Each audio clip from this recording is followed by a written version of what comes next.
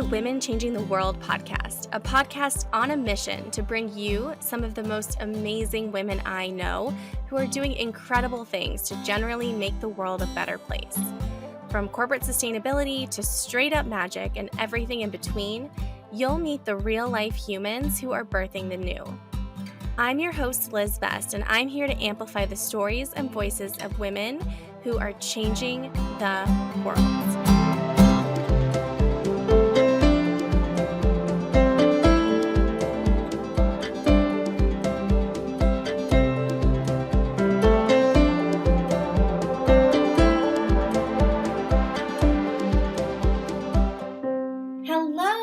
Welcome to a new episode of the Women Changing the World podcast. I am so excited today to sit down with Gesche Haas, who is the founder of Dreamers Doers, a community of entrepreneurial women that I am a part of, and a PR hype machine.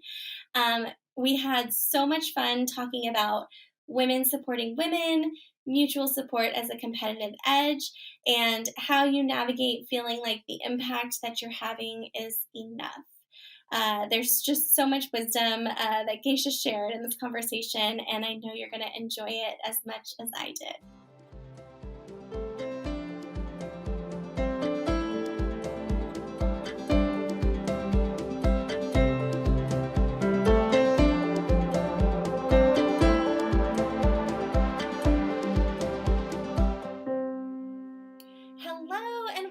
To another episode of the Women Changing the World podcast. I am so excited to be sitting down today with Gesche Haas, who is the founder and CEO of Dreamers Doers, which is an organization that I am a part of and am totally obsessed with. I feel like I'm having the day that we're talking, Gesche, a totally Dreamers Doers day, because I got interviewed on another podcast this morning as a result of a Dreamers Doers opportunity. And when I finish work today, I get to go break some glass and drink champagne for being welcomed into the Hall of Femme, which was a Dreamers Doers thing. So I'm just so grateful to you. And I think you're an amazing badass. Would love for you to say hello to our listeners and introduce yourself. Hello there. I'm so honored and excited to be here. As Liz mentioned, my name is Gesche, and I'm the founder of Dreamers Doers, which is a unique blend of high-impact community and agile PR team. I love it. And I feel like it's also just so much more. It really does feel like such a community of women who are changing the world. I've been just so impressed with the people who are members. I know we'll talk more about that in a minute. So I have to ask my first question to almost everyone on the podcast, because it's the Women Changing the World podcast, is if you could change one thing about the world as it is today, and I appreciate that there are many things that need change in today's world, but if you had to pick one thing, what would it be? I'm not sure if this counts as one or maybe as a few, but it would be everyone has enough money, food, and freedom to live a decent life. And I'll give the background that I grew up quite internationally. So I was born in Africa, moved to Germany, Malaysia, Singapore, Germany, Beijing, Hong Kong, New York. So I've lived in a lot of developing countries. And I think because of that, I've seen a lot of poverty and the difference between a developing country and a first world country. And just, wishing that everyone had enough to have a decent life would be my number one thing. Yes, I could not agree more with that thing. I mean, it's hard. I feel like it's hard to choose, but having done quite a bit of travel myself, it's kind of mind-boggling that we have not figured that one out yet. Yes, it's heart-wrenching.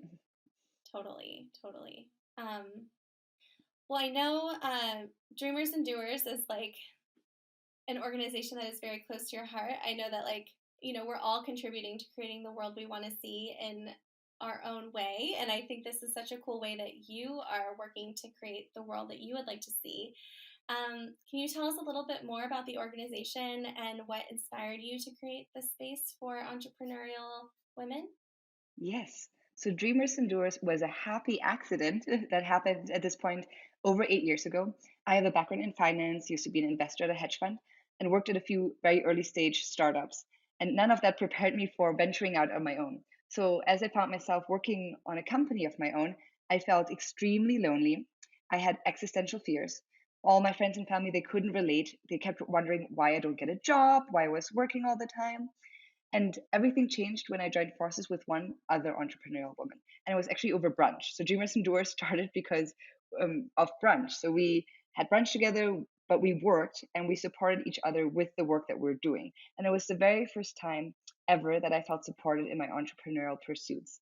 And from there, two of us grew to four, grew to five, grew to 10.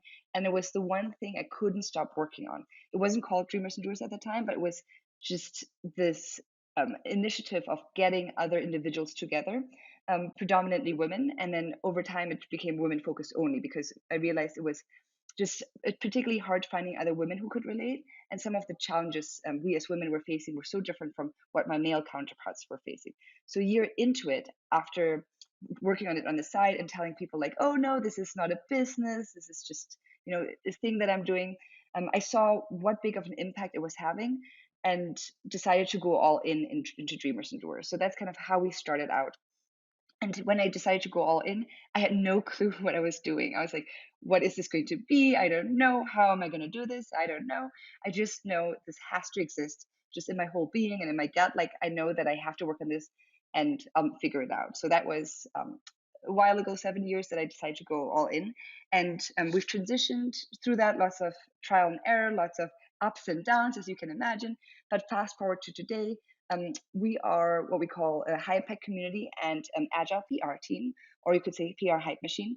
And in terms of who our members are, we say they're diverse entrepreneurial women. So it could be someone who's a female founder, but also someone who's part of the wider ecosystem. For example, as an investor or someone working at a startup. So any woman that doesn't have a regular 9 to 5 and who could really benefit from other individuals. And it's, by the way, both women and non-binary individuals.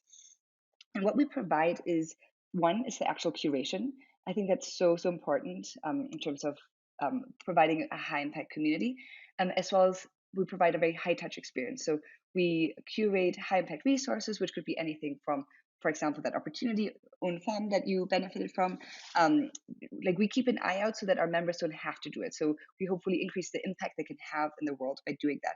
In addition to the high impact resources that we curate for them, we also offer over 100 virtual events per year, mostly virtual, and it's a mix of educational and connection focused events. And another core part of what we do is PR. And the reason we're doing this is, on one end, we think that especially for women, getting credibility from external stakeholders, which could be investors, partners, potential customers, and even from ourselves, can sometimes be harder than for men. So believing in ourselves and having others believe in ourselves, sometimes it's accelerated when we have that external validation. So therefore we've made PR a lot more accessible than it otherwise would be. Usually hiring a PR agency would cost several thousands of dollars per month, and usually with a multi-month retainer. And for us, we provide this at a fraction of the cost. We also invested in PR because we think it will create systemic change by changing who and what gets portrayed in the media. So we believe that will change who dares to reach for leadership position and who dares to start companies. I love that so much. And that actually, the PR piece in particular was how I came upon Dreamers and Doers. I was in a small mastermind, for lack of a better word, of women entrepreneurs who are members of the assembly before the pandemic. And we started meeting on Zoom just regularly. And I remember coming to one of our calls and being like, I think I'd hired, I was working with some grad students who were doing like a sort of like a marketing like landscape analysis, and were comparing me to some other like, people and coaches in the space. And I just like remember walking out of like their benchmark presentation, and they were like, basically like, they were like, you need press logos on your website, like this is making you look less legit than some of these other coaches.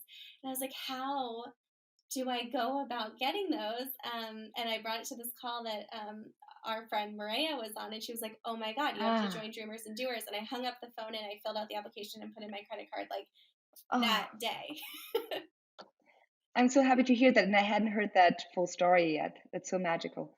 Yeah, totally, totally. I feel like it's such a cool thing that like, and I've referred members since joining. It's just like such a great Yes, resource for people who are at a certain moment in their journey where this is just so supportive and so helpful. exactly.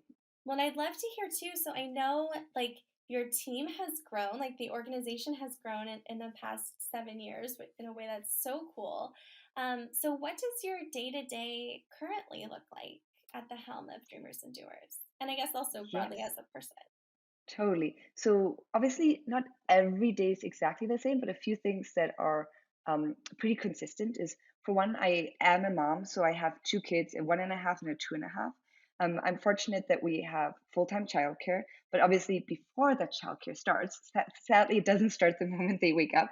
My day-to-day involves being with the kids before their childcare starts and after their childcare starts. And then I work. That's just called, I actually do probably work roughly 9 to 5, ironically. And then I work again when they are in bed, at least a little bit. I used to work all the time, like too much, like in a way that wasn't actually good for my work. But I like mentioning that too, that that's where I came from, where I worked all the time, Monday to Friday and the weekend. So it feels good to only work 9 to 5 and after 7 again. And what I do, it's a mix of, it's a lot of quality control, a lot of management, and I still do quite a bit of execution. And that's what I'm actually trying to hire for. So a big part of my day to day involves trying to hire. But I'm really thrilled that it's evolved so much to actually managing the team. And a lot of, so there's obviously various types of communities, but for us, the community aspect is so big. So in terms of like execution wise, what I spend a lot of time on is the actual community, actually showing up. I'm very hands on, and in terms of being involved with members, as well as I'm pretty active with the high level strategy on the PR front. Oh, that's awesome. Thank you so much for sharing that. And I feel like it's such a transition, right? To go from being a one woman show to managing a team and doing quality control over that team. How has it been Yes. to make that transition into, like, obviously still keeping some execution? I know you're very present in the community, but to having so many more sets of hands and brains to work on this stuff. So one thing that's been really amazing is the person who's been my right hand, Hannah, who I know you're very familiar with. She's been now with the team for over 4 years, and I invested a lot initially to train her. And because she's so amazing and she's also just like such so values aligned, she is very helpful with bringing on new team members. So she's able to train a lot of them. And another thing we're doing now is like every time we train someone new, we create a guide, a training guide at that time. So maybe it takes slightly longer to train that person at that time, but then we have a guide because someone else might eventually take over that role. So we're trying to think more like a bigger company than we Hmm. did when I was literally a one person show. And you probably know that I love real talk. So I like mentioning this slightly embarrassing tidbit. But in the early days, there were times where I would pretend to be not a one woman show. And so we'd maybe have a team member, but the team member maybe wasn't working enough hours and it wasn't available. So I would send out emails from their email account. Um, so it was technically one woman show trying to pretend to be a two-woman show. So I've been there, and I'm just feel so grateful for the team that's available right now. Oh, that's awesome. It's so cool. And thank you for being like so real about that. I definitely know, I forget who told me this like pro tip. I haven't done it. And thankfully now have help on my team, but someone told me that they made up a male assistant for themselves to like send Oh, great. emails out. So And it good. was wild the impact that that had and how people responded as opposed to Fascinating and sad at the same time. yeah, definitely both. Um, but I would love to hear a little more. I know you mentioned that you started out in finance, but I think one of the things that's really fun about this podcast and getting to have these conversations with people is that we all take often such winding roads to get to where we are in the moment that we sit down and chat. And so I'd love to hear a little bit more about how you came to be here. I mean, I love the genesis story of Dreamers and Doers, but what was your career like before that, and how has that helped you do what you do today? Yes, so I will describe how and why I exited finance. So I was in finance for half a decade, 5 years, and I mean, I liked it, but to be fully honest, I didn't love it, but also wasn't sure what I wanted to do instead. And then I had my first exposure to the startup world by going on something called a grouper. So grouper used to be the startup where they set up. Yes, I've been Clearly, you're on a familiar with it. grouper. Nice. So you're familiar with it. They would set up group blind dates. So three women and three men. So I went on one of those, and was just so fascinated. And I happened to be matched with one of the co-founders of Grouper, and two of the other men that I was matched with. They were also startup individuals. But from that day onwards, like something shifted in me, and I was just like, wow, like I'm just like obsessed with the startup world slash entrepreneurship. Like like in finance, a lot of people, I always had the sense like did everything just because of money. And while obviously some people quote unquote get lucky in the startup world and reap a lot of benefits, I had a sense that there was a lot more passion in it, and just like I love that excitement of building. So what happened from there is that I basically um, you could say maybe harassed or like pestered, or just I was very persistent for about 6 months with Grouper specifically, because not only was I obsessed with the startup world but specifically with Grouper. And then after 6 months they were like, okay, we don't know anyone who's more passionate about this company than even some of like the team members or even the founders. So after 6 months, they gave me a shot, and that's when I left the finance world, took a big pay cut, but I'm really happy about making that step. It was, yeah, that's how I transitioned out of finance. Oh my gosh, that's so interesting. And what did you do when you joined Grouper? The role was business development, so a little bit of everything, coming up with initiatives. I launched something called Grouper Late Night, which was basically when people met on a grouper. I had the thesis that, oh, like if they don't find the great match, I want them to be hedged. So basically, after the grouper would take place, there'd be a grouper late night where people would meet up at a different bar. And then I actually eventually met someone who met their partner at a grouper late night. So Oh that my was gosh. really cool. Yeah. Oh, that's awesome. I have to tell you, my grouper date was, it was back in San Diego when, I think pretty early on in grouper. Um, and I was with two girlfriends. It was very clear which of the friends like the matches were for, but none of us were. It was, we had a good, the three, my friends and I had a great time, but and none of us met our soulmates on that date. But it was such a Oh, cool concept. it's fun, And we still laugh about it. It was like a really fun shared right? experience. Right? Ah, so special. Totally. Oh, that's awesome. Well, yeah, I mean, I feel like, so you went to Grouper, and then was it from Grouper that you like started working on Dreamers and Doers, or did you have a different kind of a business idea pre Dreamers and Doers before going all in? So after Grouper, sorry, there's a dog. But I worked for two other very early stage companies for shorter stints. And then sometime during that time, I think a few weeks slash months after Grouper is when I started working on different business ideas. And there was a handful of them, like, and some of them actually ended up are full blown startups right now. But what was interesting is I kept switching business ideas Mm, and didn't quite stick with something because like I like the term like, oh, ideas are cheap, right? Like it's much more about the execution than having quote unquote a brilliant idea. Also, so many ideas evolve over time. Like if you think about YouTube, it used to be a multiplayer video game, like so it's more important that you just persevere with something and figure out what works. But I couldn't stick with a lot of the other things. Versus Dreamers and Doers, even though it wasn't supposed to be a business, it was my kryptonite. It was the mm-hmm. one thing I couldn't stop working on. I just like every weekend I'd work on or like I create a gathering through Dreamers and Doers, and sometimes I work on different business ideas during that. But like Dreamers and Doers was the one consistent thing in my life. Ah, that's so cool. It feels like it found you, as opposed Yes, to you yes, finding it. exactly. The idea found me, and I found the idea. I love it. Well, and I just like really love the like women supporting women vibes of the community. And I also love, I think one of the taglines, which is mutual support as a competitive edge. Yes. And I'm curious, like, what's your philosophy on that, and where did that come from? Yes, so I naturally am a giver, and it hasn't always served in my favor. So especially when I was in finance, or maybe even earlier, like in college, like I would give, but nearly to my detriment.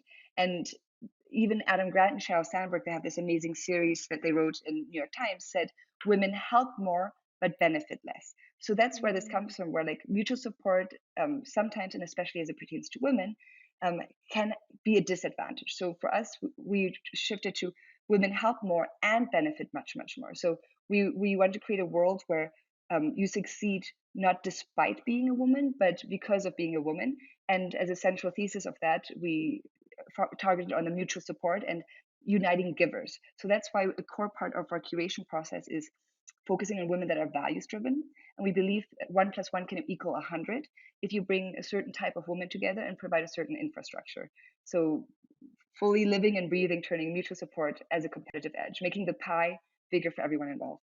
I love that. And I love the like 1 + 1 = 100. I think that's so true when you get groups of women who are aligned Yes. together. Um, Yes, and fun side story. Once in a while, we have so most of our members are women, obviously, and then some of them have male partners. And then those that have male partners, a few of them have said like been like nearly envious of Dreamers and Doers. They're like, does something like that exist for men? Do you know? Which is amazing, but also I think if this was a community of all men, the dynamics would just be different. Like there's something just really special that happens when women get together to support each other.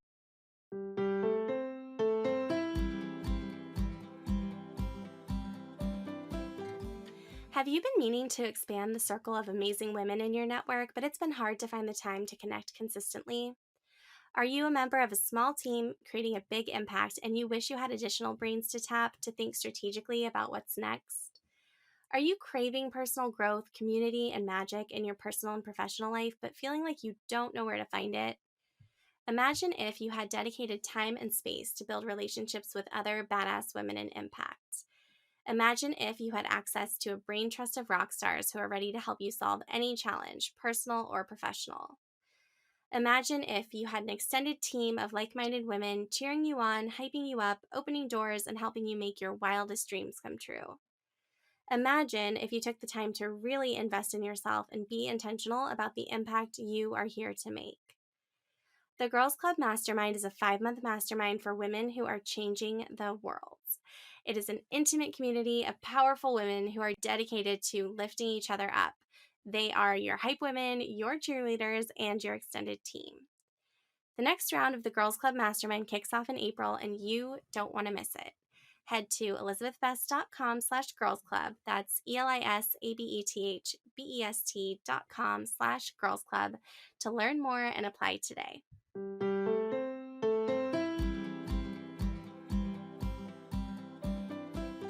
Absolutely. No, I love that. And I feel like in the work that I get to do, I get to witness that time and again. It's like, it's magic. And I wish there was a better word for it, but it really does feel like magic. Yes, couldn't Um, agree more. I love it. Well, and one thing I know you mentioned like the curation piece, and it reminds me of the art of gathering. By Priya Parker, she talks about how it's like just as important to exclude people as it is to include the right people when you are creating a space. And so I'm curious if you can speak a little bit to how values show up in like a tactical, practical way, and how you approach the member selection process for Dreamers and Doers. Yes. So our curation for sure is one of our secret sauces, but I don't say that lightly. And I will also admit that it's one of the hardest, most heart-wrenching experiences. So we accept members once a quarter. And once a quarter, I have this low and then a high right after. But the low happens when we are making the final decisions. And we do that as a team. There's a few people that are on the team, a few people that are not team members, but that we trust that help go through the process. In some cases, we'll do reference checks if we're there's something maybe we're unsure about, or if we happen to know a mutual contact that we trust. And it's so hard because like we do our best, but you obviously never do it quote unquote perfectly. That doesn't exist when you talk about humans and how multifaceted we are. But that gut wrenching approach of like, should we accept this individual or not? Will or if we do accept this person, will it be to the detriment of other members? Do we eventually need to remove them? And it's really, really intense.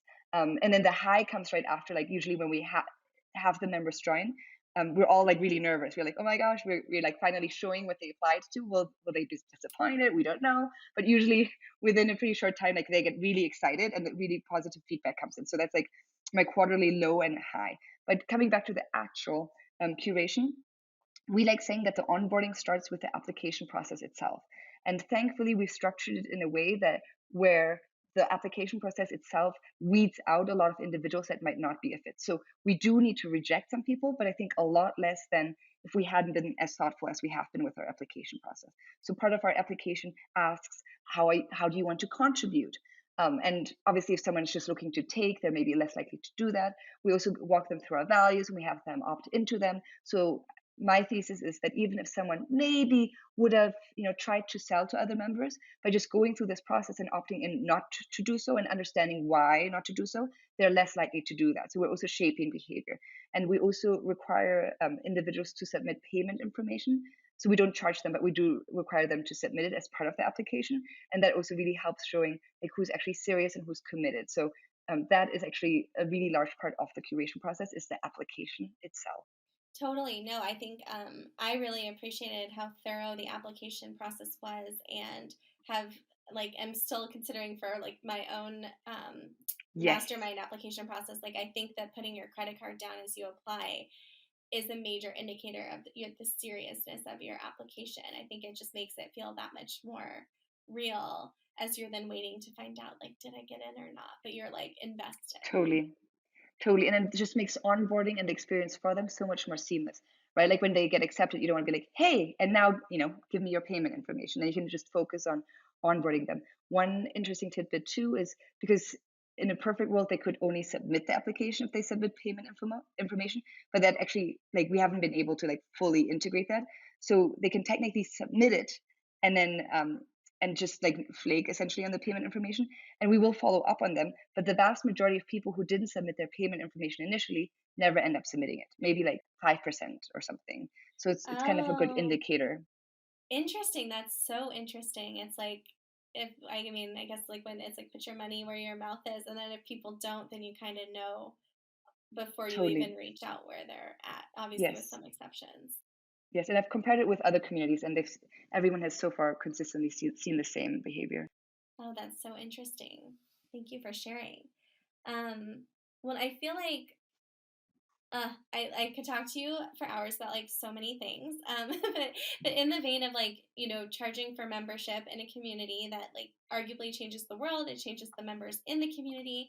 Like, how have you navigated if you've had any like internal struggles around like charging for membership, what to charge for membership? What does that look like for you? Yes.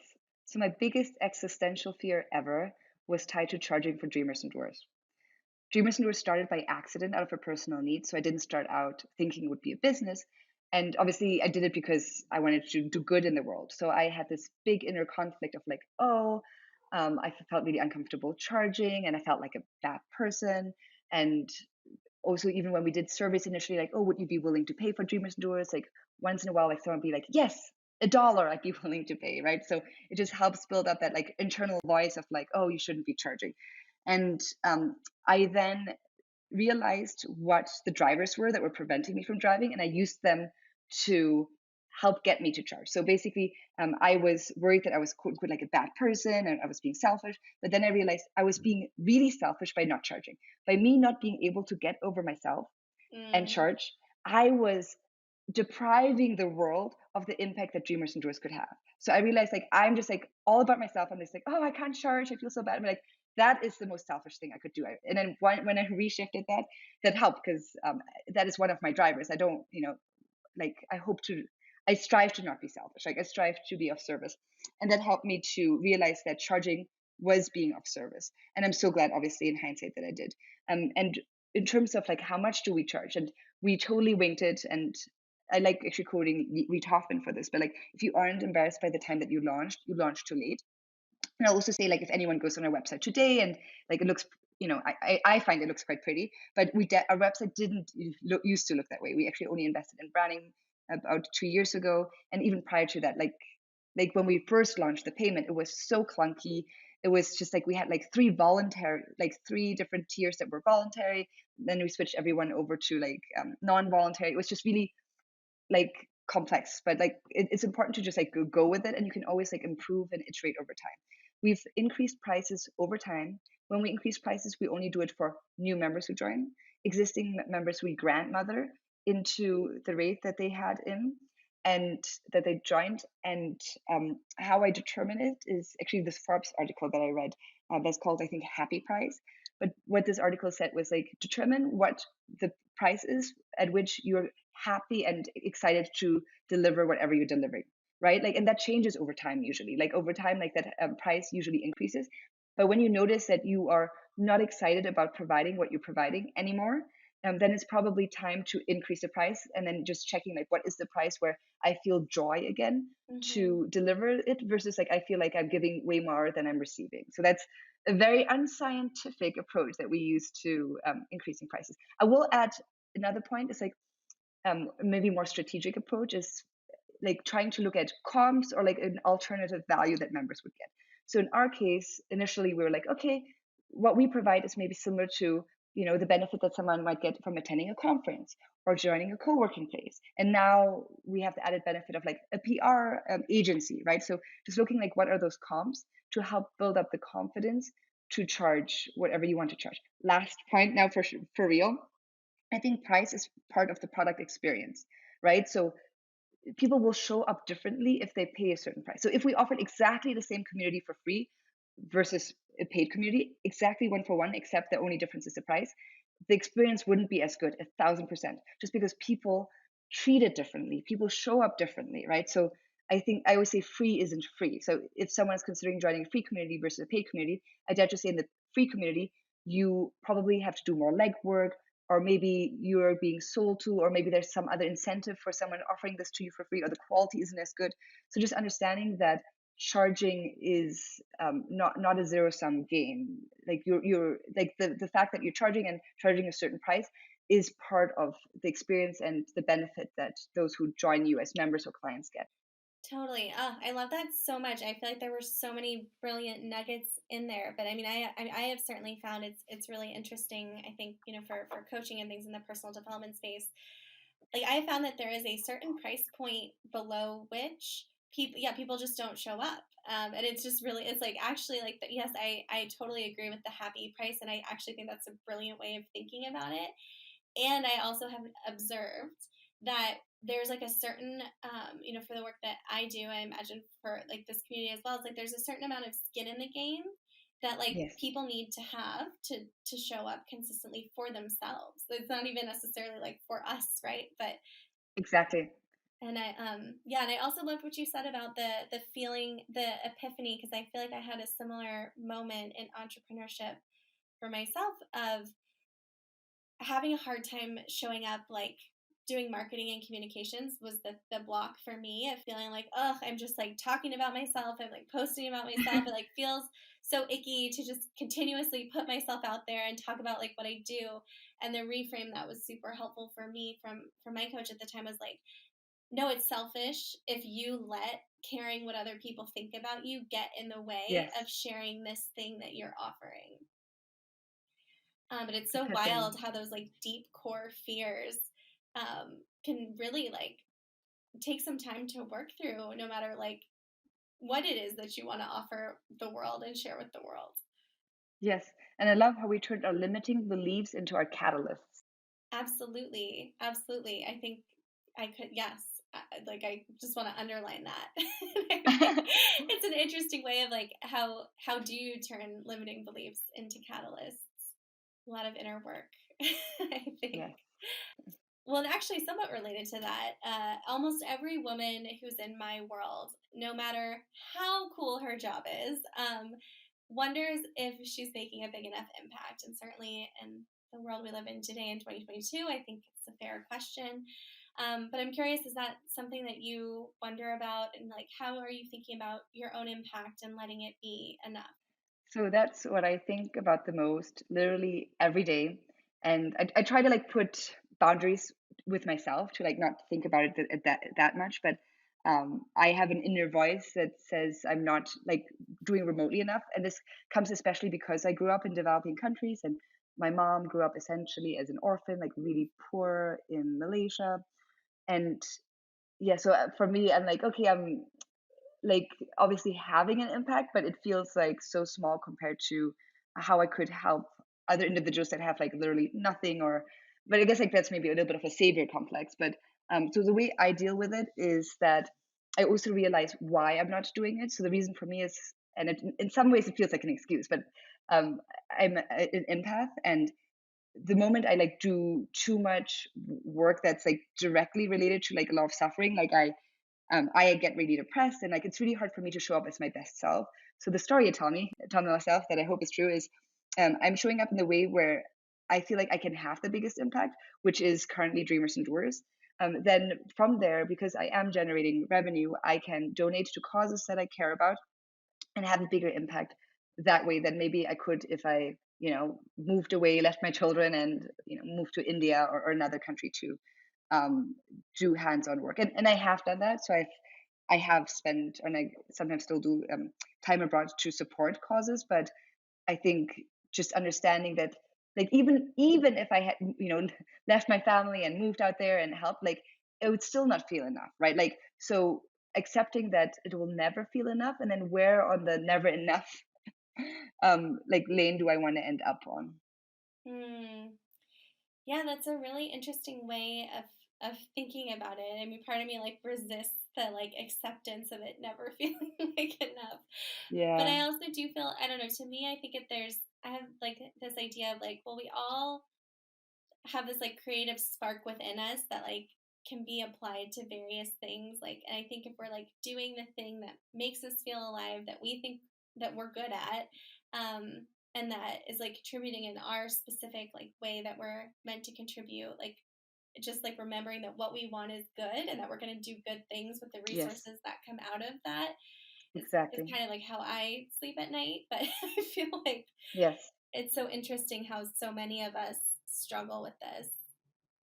Yes. And I think a big factor too, in terms of, like, let's say women versus men, is oftentimes we hear this like stat or quote where women, like, when they give money, they invest in philanthropy and charities, versus men, they just invest, and they invest in projects that have an ROI, beyond doing good. So I think it's so important to I have much more women that create a lot of wealth for themselves, because having more of that, like, I think the world would be better just having more very, very wealthy and very powerful women. So even though I think it's more of a female on average than a male thing, wanting to drop everything and help those that need help the most, we can sometimes have the biggest impact by. Um, I wouldn't call it like being selfish, but like I feel like to us it feels that way. But like the moment it feels a little bit selfish, is probably just exactly right. Like Mhm. if it feels entirely selfless the entire time, we're probably overweighted to prioritizing everyone other than ourselves, which on average isn't actually the best thing we can do for society and humans on a whole. Totally. I mean, have you read Rachel Rogers' book, We Should All Be Millionaires? No, Oh, I'm I writing it down now. yes, I would highly recommend. I mean, she's all about getting wealth into the hands of women and women of color, because we do, as you said, it's like we do good things with it.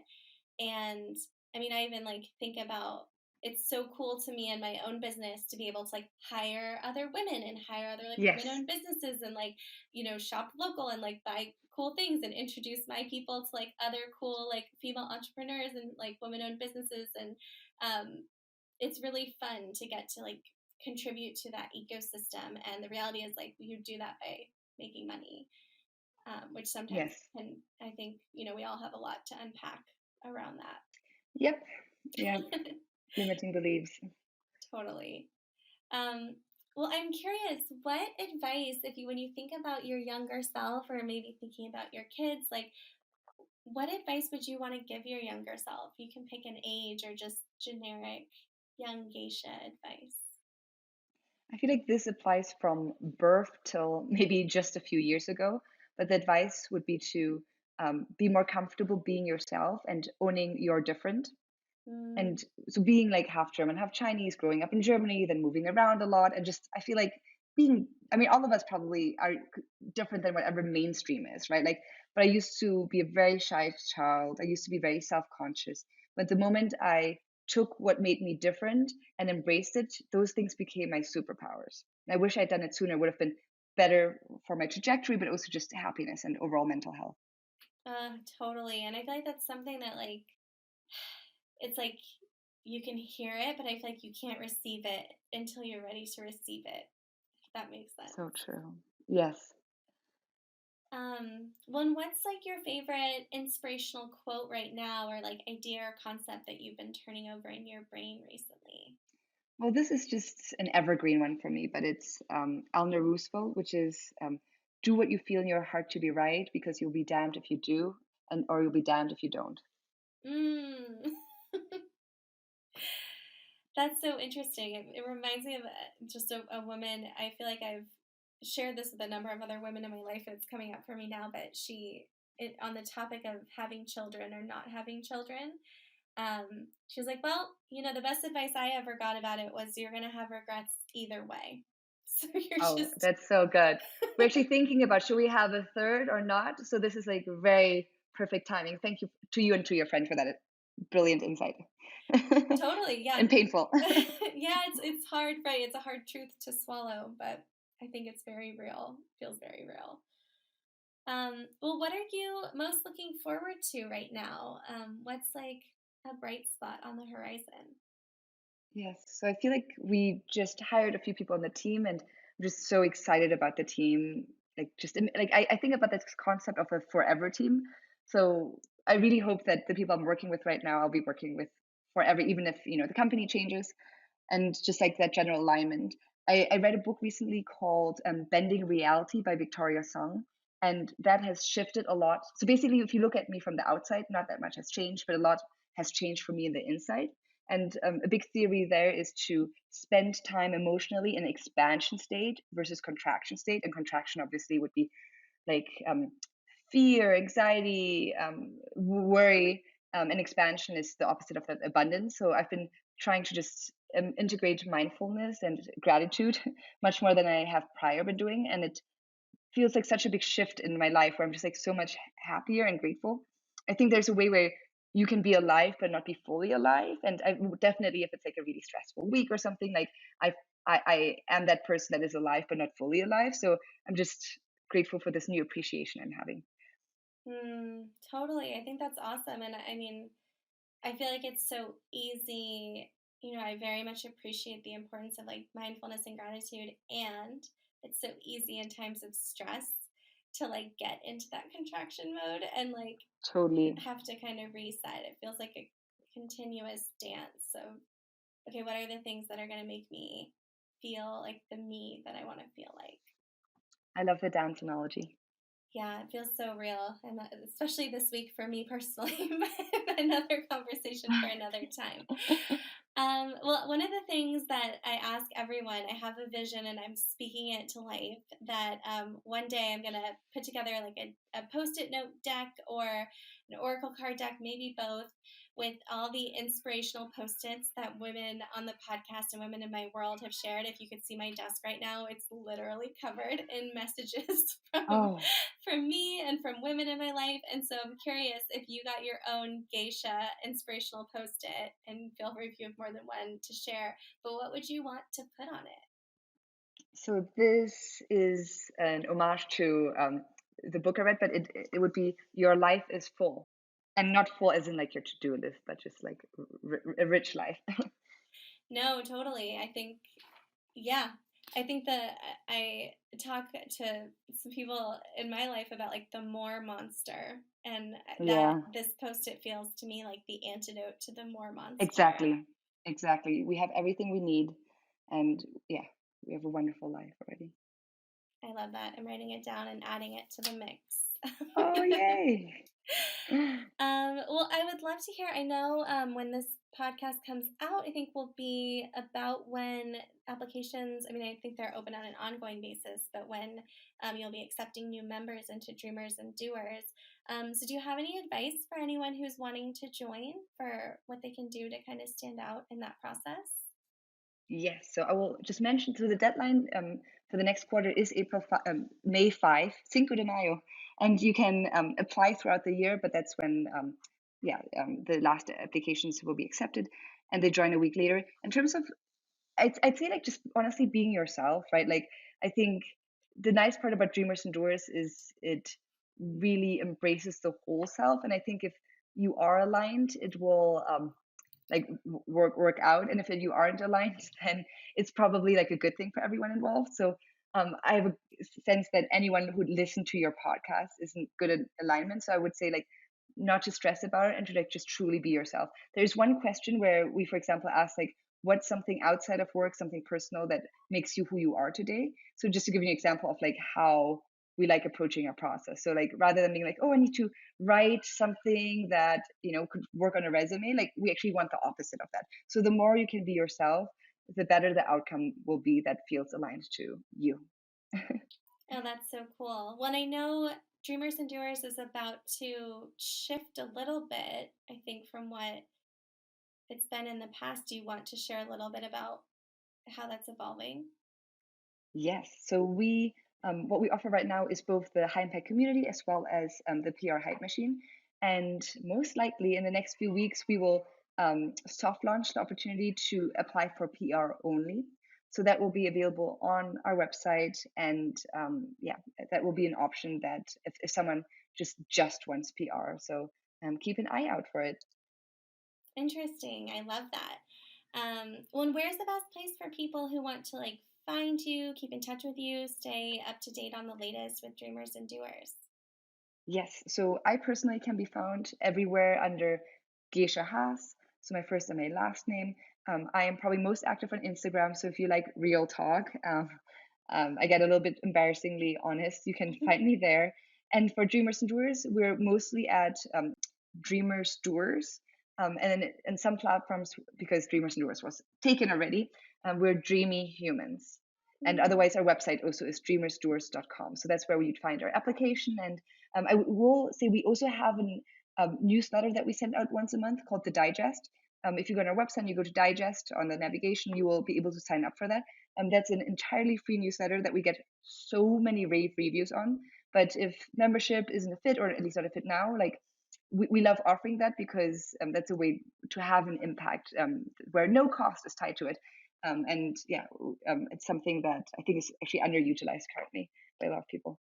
Oh, I love it. Well, we'll definitely be sure to include links to all of that in the show notes. It has Thank you. been, of course, it has been such a treat, Geisha, to have you on the podcast, and so fun to go deep. I feel like there's so many other things I would love to talk to you about on the podcast in the future. But thank you so much for making the time to join us and to give us some real talk. Thank you. It was so amazing. I can't imagine a better way to end the week and spending time with you. Thank you so much for the opportunity and for the important work you do and how you do it. Thank you so much, Liz. Of course, it's mutual admiration over here.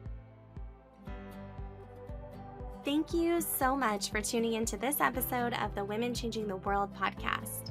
Please rate and review the Women Changing the World podcast on Spotify, Apple Podcasts, or Google Podcasts, and don't forget to subscribe for future episodes.